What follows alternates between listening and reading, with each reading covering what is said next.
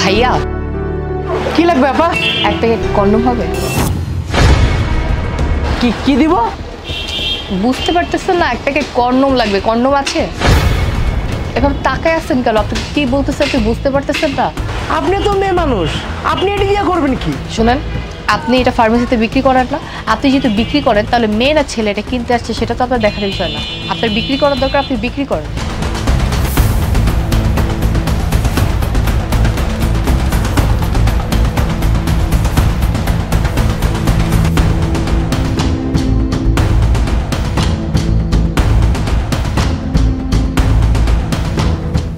দোস্ত, মালটারে দেখছোস? দেখা মনে হইতেছে একদম প্রফেশনাল। কি আপু শোনেন না, একটু কথা ছিল তো, শুনছেন? ওই যে হ্যালো, এই যে আপু শোনেন না, আপু আপু শুনছেন? সমস্যা কি আপনাদের? আপনারা আমাকে এভাবে বিরক্ত করতেছেন কেন? আবার পিছু নিচ্ছেন কেন? একটু কথা বলতে চাচ্ছিলাম, কোনো সমস্যা নাই তো? কথা বলবেন মানে? আমি তো আপনাদেরকে চিনি না, আমি কেন আপনাদের সাথে কথা বলতে যাব? আর আপু চিনেন না তো কি হয়েছে? আমাদের সাথে কথা বলবেন, পরিচিত হবেন। আর তাছাড়া আমরা কি কথা বলতে পারি না? দেখুন, আমার সাথে একটাও উল্টাপাল্টা কথা বলবেন না। আমি আপনাদের সাথে কথা বলতে চাই না, আমাকে বিরক্ত করবেন না বলে দিলাম। আরে আপু এরকম নাটক কেন করতেছেন? কি কিনেছেন আমরা তো দেখেছি, তাই না? আর আপনাকে তো দেখে মনে হচ্ছে খুব প্রফেশনাল আপনি, তো আমাদেরকেও একটু সময় দেন, সমস্যা নাই তো কোনো। এই, আপনার কাকে কি বলতেছেন? আপনি আমাকে বাজে কথা কেন বলতেছেন? একদম নাটক করবে না। এমন নাটক করছেন মনে হচ্ছে ভাজা মাছটাই উল্টায় খাইতে পারেন না।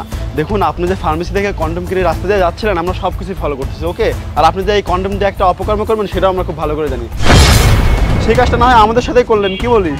দেখুন, আপনারা মুখ সামলে কথা বলেন। আপনারা কাকে কি বলতেছেন? আপনারা উল্টাপাল্টা কথা কেন বলতেছেন? আপু নাটক করার দরকার নাই, দিনে দুপুরের পতিতাবৃত্তি করতেছেন আর আমাদের সামনে ভালো সাজতেছেন, তাই না? লজ্জা করে না একটা মেয়ে মানুষকে উল্টাপাল্টা কথা বলতে, একটা মেয়ে মানুষের সম্পর্কে না জেনে শুনে? আমি এক প্যাকেট কন্ডম কিনছি বলে আমি আজকে পতিত হয়ে গেছি? আমি কেন কিনছি জানেন? আমি আমার সেফটির জন্য কিনছি। যে আপনাদের মতো কিছু অমানুষ যারা কিনা মেয়েদেরকে রাস্তাঘাটে ধরে দর্শন করে দেয়, তারপর শুধু দর্শনে তারা আটকে থাকে না, তারা মেয়েদের জীবন পর্যন্ত শেষ করে দেয়, মেরে ফেলে। এই জন্য চিন্তা করছি যে না, নিজের সেফটি নিয়ে নিজে ঘুরতে হবে, অন্তত নিজেকে নিজের ভালোবাসতে হবে। আমি চাই দুনিয়াতে বেঁচে থাকতে, এই জন্য আমি আমার সেফটি নিয়ে ঘুরতেছি। আর জানেন এটা কেন কিনছি? আপনাদের মতো কিছু অমানুষদের জন্য আজকে আমাদের সেফটি নিয়ে ঘুরতে হয়। আর এটা আমি কেন রাখছি জানেন? যাতে আপনাদের মতো মন মানসিকতার লোকজন ভবিষ্যতে জন্মগ্রহণ না করে, আর যেন তাদের চিন্তা ভাবনা একটু চেঞ্জ হয়।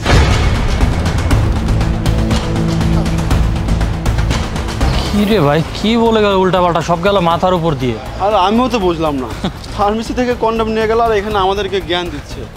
আচ্ছা বাদ দে, চল চল শাদি। আর এই নরকে কিসের জন্য এসেছিস তুমি? যারে ভালোবাসা তোমার চোখচোর পালায় তোমার সাথে 2 নম্বরে গিরি করছি, সেই মানুষটাই আমার এই জায়গায় না বিক্রি করে দিছে। চরম বাস্তবতা কি জানো? পুরুষ রাগ করলে হয় বাচ্চা, আর নারী রাগ করলে হয় বেশ্যা, যেটা তোমাকে দেখে একদম বোঝা যাচ্ছে।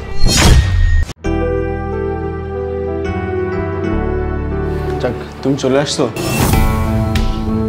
এখন আর আমাদের কষ্ট করতে হবে না। এখন আমরা দুজন একসাথে থাকবো, আর তোমার হাজবেন্ডের বাসায় লোকে লোকে আমার আসতে হবে না। আসলে সাকিব, অনেক দিন ধরে এই বাড়িতে আছি তো কেমন যেন একটা মায়া কাজ করতেছে, মানে খুবই খারাপ লাগতেছে।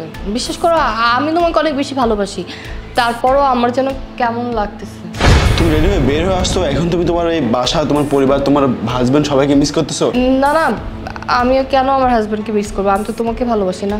ঠিক আছে, যদি আমাকেই ভালোবাসো তাহলে আমি আর কোনো কথা বলতে চাই না, চলো আমার সাথে।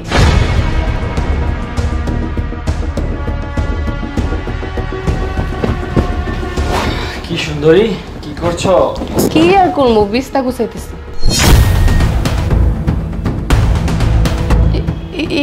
এইসা তুমি এখানে? তুমি দেশের বাইরে থেকে কবে আইছো?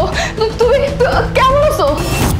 আমি ভালো আছি, আর আমি কেমন আছি অ্যাটলিস্ট তোমার মুখে এই কথাটা শুনতে চাচ্ছি না। আমি কেমন আছি সেটা যদি জানতে চাইতে আমার বাসা থেকে এভাবে পালিয়ে চলে আসতে। কিসের জন্য এসেছো? আর এই নরকেই কিসের জন্য এসেছো তুমি? তুমি আমারে মাফ করে দাও, আমি অনেক বড় অন্যায় করছি। তুমি আমাকে এত ভালোবাসার পর, এত বিশ্বাস করার পরও আমি তোমারে ঠকাইছি। বিশ্বাস করো, আমি অনেক বড় ভুল করছি। আমি এখন বুঝতে পারতেছি যে আমি কত বড় ভুল করছি। যারে ভালোবাসা তোমার চোখচোর পালায় তোমার সাথে 2 নম্বরে গিরি করছি, সেই মানুষটাই আমার এই জায়গায় না বিক্রি করে দিছে।